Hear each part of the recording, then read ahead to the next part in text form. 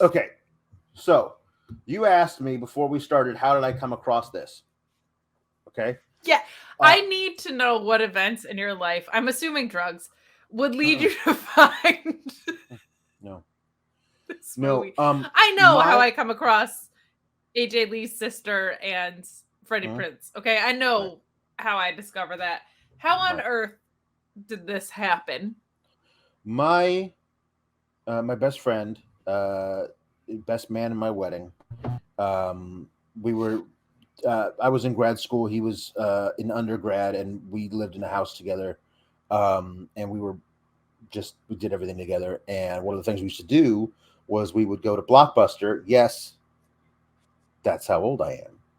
We would go to Blockbuster. Alex, what's a blockbuster?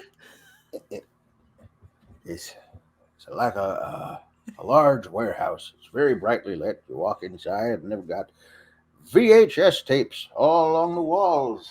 You walk up and you say, "I'd like to see this, sir." And they said, "Give you your card." And you had a Blockbuster card. It was a Blockbuster card. And you sat down and they'd scan it and they say, "Okay, here's your, you have it back in 2 days or we'll sick the government on you." Like it was, yeah, it was bad. Anyway, we would go to Blockbuster and walk around the science fiction section and pick a movie that, they were like, "This is going to be terrible." And then we'd go and we'd get liquor and a pizza, and we'd stay up all night watching really bad science fiction movies. We wrote a couple of them. We decided, well, let's you know what, we are an expert in this. Let's and I'll tell you the story sometime of the one we wrote, and then like 3 months later, a terrible version of it came out direct to video, which means we could never release ours, and ours was so much better. But anyway, so that was that. And then he lives in LA and I don't. And I haven't seen him since his wedding in LA in 2014. So during the pandemic, we started a thing where like every Wednesday or whatever it was, every Thursday, whatever it was, we'll have a standing phone date. And so what do we talk about?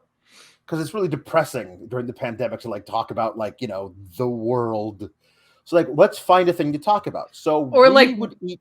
what are you doing? Because Yeah, nobody what are you was doing doing? anything. You can't do anything, right? So we would pick a movie we each had access to through streaming, and that was our homework, to watch the movie separate of each other and then come back once a week to discuss it, like a two-man book club, but about terrible movies.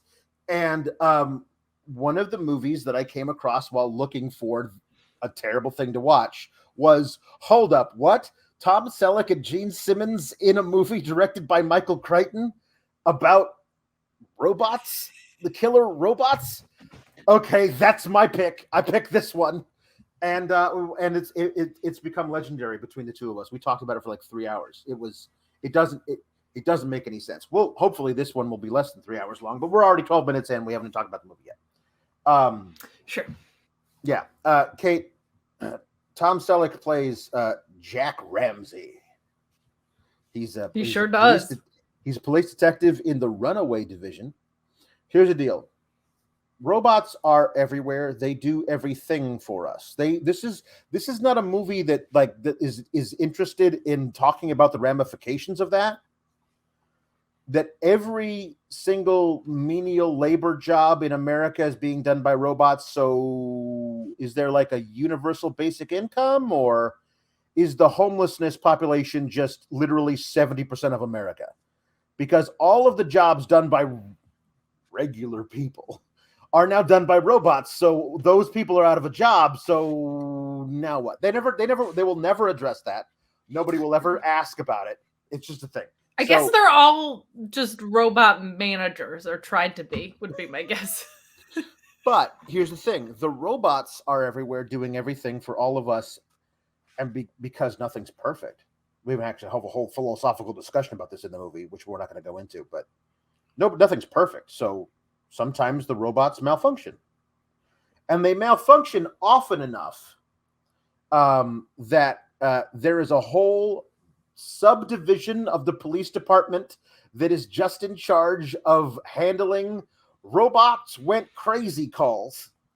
And and that's where Tom Selleck finds himself working.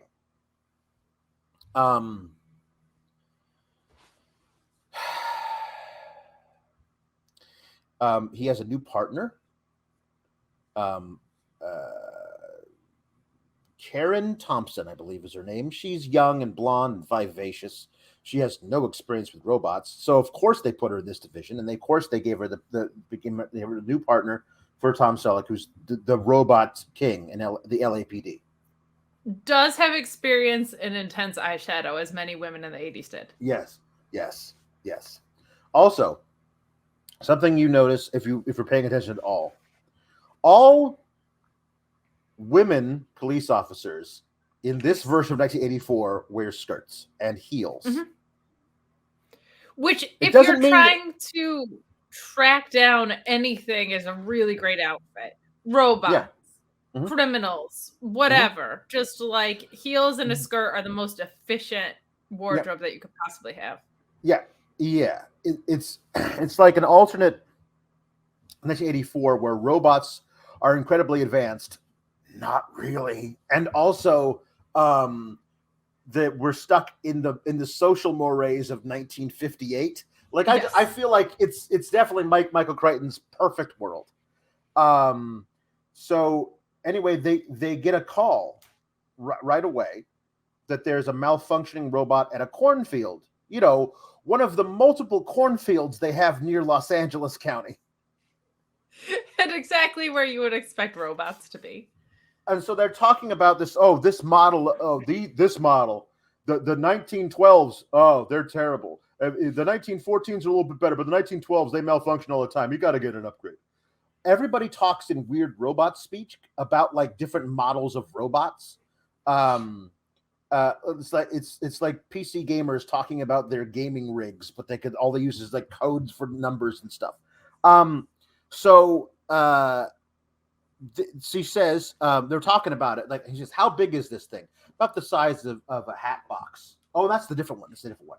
Oh, the first one is they go into the cornfield. It's a big yellow thing with like little corn stalk cutter downers in its front, you know.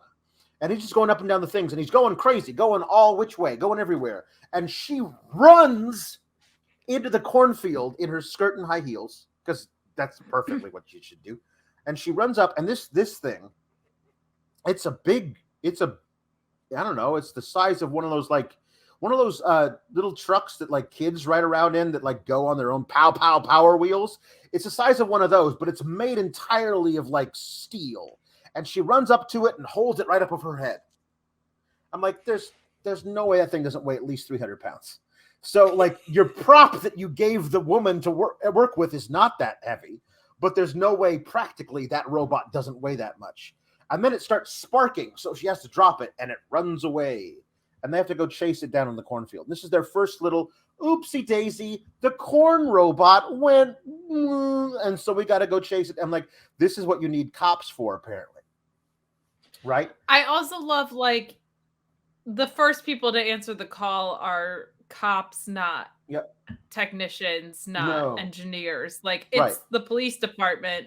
Right. And this scene, cinematically, brilliant. Just like the way that they're diving in the cornfields and sink. It's just like the most insane. It is. Also, they take a helicopter out to the cornfield, and they're like talking to each other about stuff. On the way back from having, stopped the thing from malfunctioning, meaning like they shot it or whatever, because they're cops, so that's basically how they handle every problem. RESPECT. Click the subscribe button and find out what it means to me. Nah, that doesn't have a ring to it. But if you like videos about real news stories that are funny, stupid, or weird, subscribe now.